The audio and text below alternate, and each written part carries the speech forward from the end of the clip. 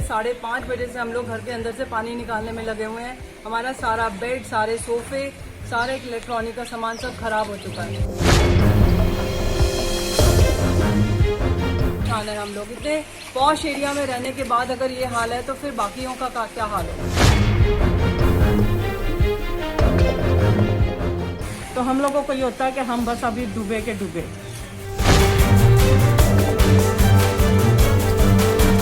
चाहे वो MC वीर विक्रम हो, चाहे वो CM साहब हो, कि भैया आपने जितना पैसा लगाया था वो बिल्कुल जीरो हो गया है। ये कोई CM सिटी में ऐसा हाल होता है?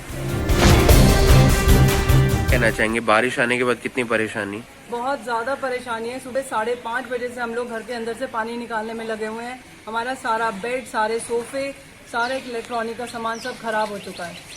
और आपने हालत देखी है कि हमने बेड के ऊपर सोफे चढ़ाने की कोशिश करी है और वो कितने हैवी है, सब कुछ है। बहुत ज्यादा दिक्कत है, बहुत ज्यादा परेशानी है। हमारे पानी हर बार यही परेशानी आती है। हर बार यही परेशानी होती है। इन्होंने कहा है कि हमने इतने सीवेज लगा दिए, बट हमें कहीं कोई बेनिफिट नहीं लगा उसके सीवेज लगाने का या सीवेज होने का भी। अगर रात को बरसात आती तो क्या मांग करते हैं आप?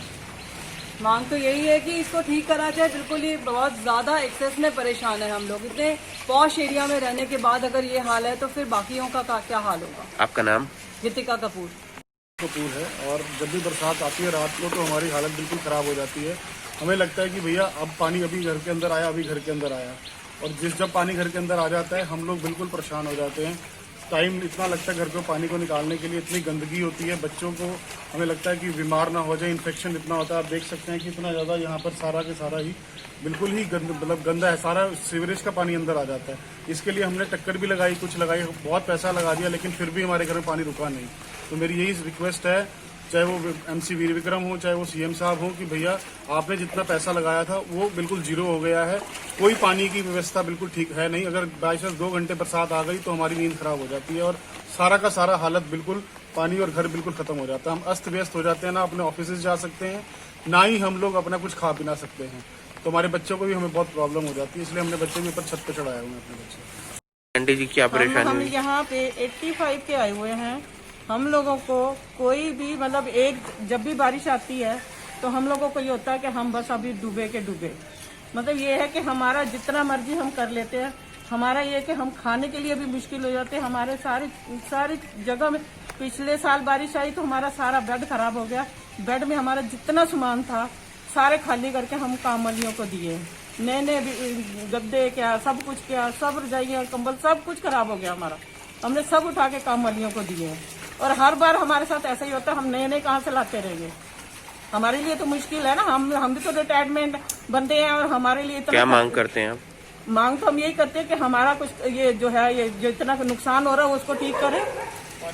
पानी का जो भर जाता है वो ठीक करे। इतना पैसा लगाने का ये तो किसी काम का नहीं है ना। ये आपका नाम? मेरा नाम संतोष कपूर है।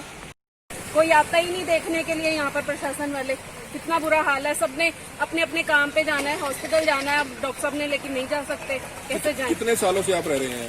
हमें तो 6 साल हो गए हैं। तो परेशानी हर साल देखते हैं? हर साल ऐसे ही होता तो पिछले दिनों सीवरेज डला था यहाँ पे? सब 5-6 महीने हम इतने परेशान रहे हैं, बट फिर भी कोई सोल्यूशन ही नहीं है। कोई फायदा नहीं। इतना पैसा लग गया लेकिन कोई भी हल नहीं। तो लगता है कि CM सिटी है, स्मार्ट सिटी में? नहीं, कहाँ लगता है। अब देखो ये कोई CM सिटी में ऐसा हाल होता है? सबके उस साइड तो सबके घरों में पानी है, सब लोग परेशान हैं।